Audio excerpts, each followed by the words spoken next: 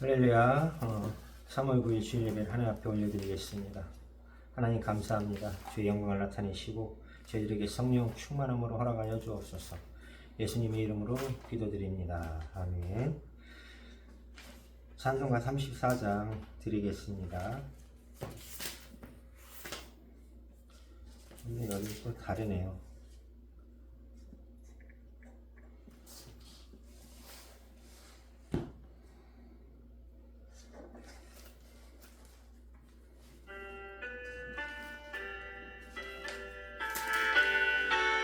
전능왕 오셔서 전능왕 오셔서 주 이름 찬송케 하옵소서. 영광과 권능의 성부여 오셔서 우리를 다스려 주옵소서. 방생한 성자여 오셔서 기도를 들으소서. 택하신 백성들 복 내려주시고 거룩한 마음을 주옵소서. 위로의 주 성령 오셔서 근증워 주옵소서. 전능한 주시여 각 사람 마음에서 떠나지 마시고 계십소서. 삼위일체께 한없는 찬송을 드립니다. 존귀한 주님을 영광 중 배우고 영원히 모시게 하옵소서.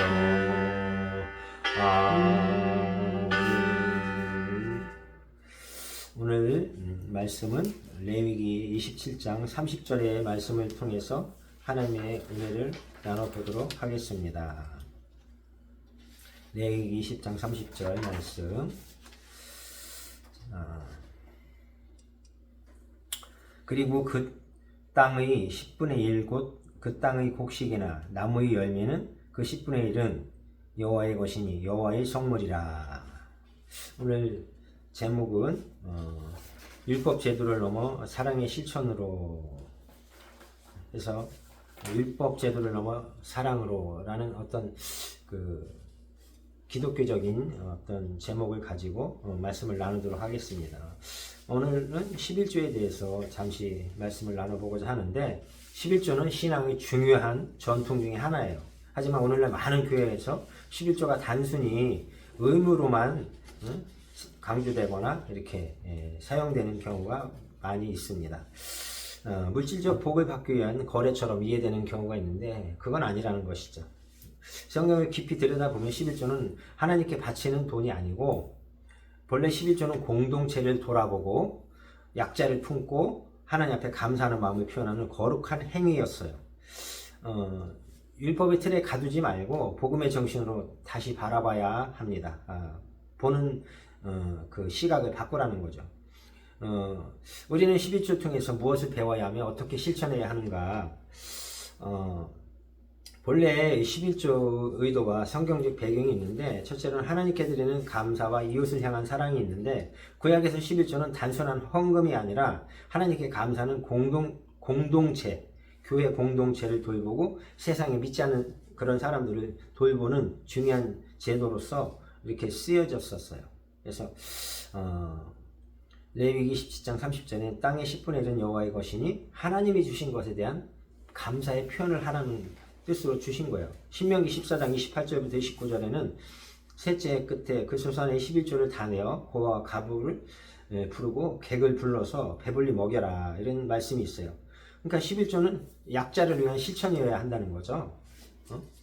그래서 우리가 이런 어떤 말씀을 통해서 보면 이런 말씀들이 우리가 지키지 않으면 아무런 소용이 없어요. 신명기 14장 28절 29절에 보면은 그 해 소산의 12조를 다 내어 과부, 객이 배부르게 하라. 약자를 위한 사랑의 실천을 의미하고 정의와 공의의 실천이며 이것이 바로 진정한 예배라고 말씀하고 있어요. 아모스 5장 22절부터 24절에 너희가 번제나 소제를 드릴지라도 내가 받지 아니할 것이요 살찐 화목제를 내가 돌아보지 않고 내 노래소리를 그쳐라. 비파 소리를 내가 듣지 않겠다. 오직 정의를 물같이 공의를 강같이 흐르게 하라. 창세기 20장 14장 20절에 보면 아브라함이 멜기세덱에게 11조를 드리는 장면이 있어요. 전쟁에서 아브라함이 이렇게 조카 롯과 이제 가족을 다 도로 찾아와요. 뺏겼다가. 그러면서 감사해서 하나님 앞에 전쟁에서 승리한 감사로 멜기세덱에게 11조를 드리는 그런 내용이 있거든요. 성경에. 그러니까 은혜에 대해서 하나님께서 베푸신 전쟁의 승리에 대한 감사의 표현으로 드린 거예요. 그 다음에 우리가 이제 두 번째로는 이제 우리가 마태복음에 보면은 율법을 이제 통해서 사랑과 은혜를 베푸는 쪽으로 우리가 이제 적용을 해야 되는데 신약과 구약에서의 차이가 뭐냐면 구약은 율법적인 부분이 강조되어서 법을 지키도록 강조를 많이 했지만 신약에서도 지키지 말라는 건 아니에요. 조금 더 본질적인 가치를 강조하는데 마태복음 22장 37절부터 39절에는 내 마음을 다하고 목숨을 다하고 뜻을 다하여 너희 하나님을 사랑하라. 응?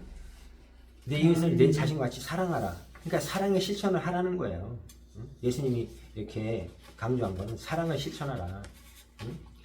신약의 정신이 바로 그거죠. 자발적인 헌신과 사랑의 실천을 강조하는 건데 적용은 새로운 11조 문화를 형성해야 한다는 것이고 사랑의 헌신으로 바꿔야 해요. 11조를 드릴 때 이런 질문을 스스로에게 던져봐야 돼요. 내가 드리는 헌금이 진정한 사랑의 표현이냐, 하나님을 사랑해서 드리는 거냐, 그냥 성경에 있으니까, 아니면 교회에서 내라고 하니까, 목사님이 내라고 하니까 내는 거냐, 이것이 어느 것이 진정한 나의 마음이고 어떤 것이 진정한 하나님이 기뻐하는 건가를 돌아보라는 거예요. 생각해 보라는 거예요. 헌금이 약자를 듣고 하나님의 사랑을 실천하는 데 쓰이고 있는가. 그 다음에 세 번째로 11조를 단순한 의무, 10분의 1은 소득의 11조 내라고 했으니까 그냥 당연히 의무로서만 생각하고 있는가. 이걸 초월하라는 얘기예요. 뛰어넘으라는 얘기예요. 할렐루야. 하지 말라는 게 아니라 그 이상을 하라는 거죠. 사랑을 실천할 때 하나님이 가장 기뻐하시고요. 실천 방안에 보면은 사회적 약자를 위한 11조를 활용을 해라는 거예요. 사회적 약자. 어떤 장애인들도 있을 수 있고 영세민도 있을 수 있고 나라에서 보호받는 사람들. 11조를 가난한 이웃에게 사회복지 사역 쪽에 좀 사용하라는 거죠. 지역사회를 위한 나눔을 위한 프로그램을 만들어서 그 프로그램을 통해서 나눠주라는 얘기예요. 그 다음에 교회의 재정의 투명성 확보가 중요한데 11조 사용 명세서를 성도들에게 공개를 해야 돼. 11조를 어떻게 썼다 이런 거. 저희 교회는 이제 지금 현재는 이제 재정적인 부분이 너무 약해서 공개해놔만 하면 다 아는 내용인데 11조도 너무 적게 들어오다시피 하고 거의 안 들어오다시피 하죠. 11조 많이 못 내시고 계시는데 그만큼 양이 적다는 거죠. 그러니까 이제 교회 운영 자체도 힘들 만큼. 그 다음에 공동체를 위한 것, 교회 운영도 중요하지만 공동체를 위해서 써야 된다는 거예요. 단돈 10,000원이라도. 이웃을 돌아보라는 얘기죠. 개인의 11조 실천 방식의 변화에서 보면은 돈이 아니라 시간과 재능을 또 하나님 앞에 드리라. 11조를 시간과 재능, 내가 뭐 잘하는 거, 어떤 12시간 24시간 하루에 어떤 시간 중에 11조도 드리고 3시간 정도는 하나님의 배에 봉사하는 그런 마음과 실천을 하라는 거죠. 그리고 직접 도움이 필요한 이웃을 찾아서 그들을 돕는 방식이 중요하다. 결론적으로 보면은 이제 우리가 이 하나님과 이웃을 향한 사랑의 실천을 통해서 11조 문화가 새롭게 자리를 잡는다면 더 할 나위가 없는 거예요. 그러니까 하나님이 원하는 건 그런 부분이죠. 그래서 그런 부분을 하나님이 원하시는 거고 성경도 그렇게 말하고 있어요. 그러니까 단순한 어떤 사회에 소외된 이웃들, 그 다음에 장애인들, 그 다음에 정말 사회의 어떤 복지, 어떤 사각지대에 있는 사람들, 그런 분들, 복지 혜택을 받아도 이제 어려움을 겪고 있는 그런 분들. 그래서 어떻게 보면 집사님도 그런 부분에 해당되기도 하죠. 약간은. 그렇지만 이제 어쨌든 그런 부분들을 통해서 사용될 때 이 11조가 하나님이 기뻐하신다는 거예요. 그래서 우리가 이제까지 많은 교회들이 그냥 율법적으로 많은 부분을 사용하고 실천하고 행동하고 그런 부분이 있고 그렇게 지켜왔어요. 근데 그걸 한 단계 더 뛰어넘어서 이웃을 향해서도 사용하라는 얘기예요. 이웃을 향해서 공동체를 위해서.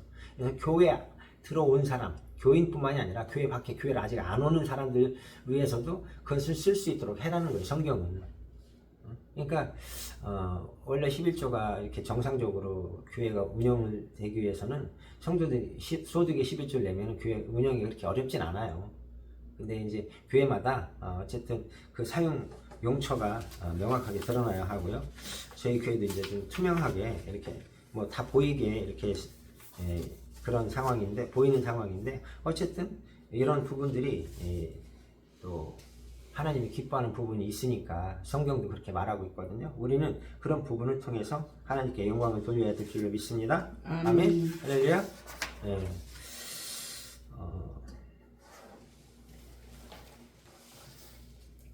하나님 감사합니다. 오늘도 이렇게 좋은 11조에 대한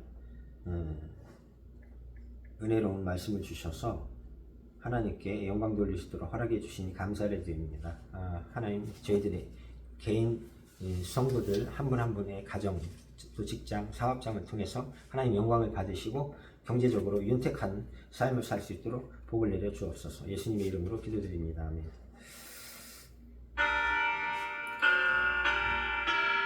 (32장) 만유의 주제 드리면서 헌금을 드리겠습니다.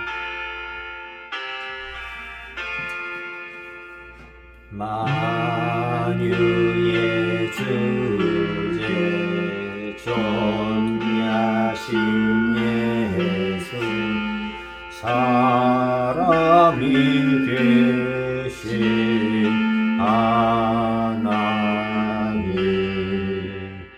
나 사모하여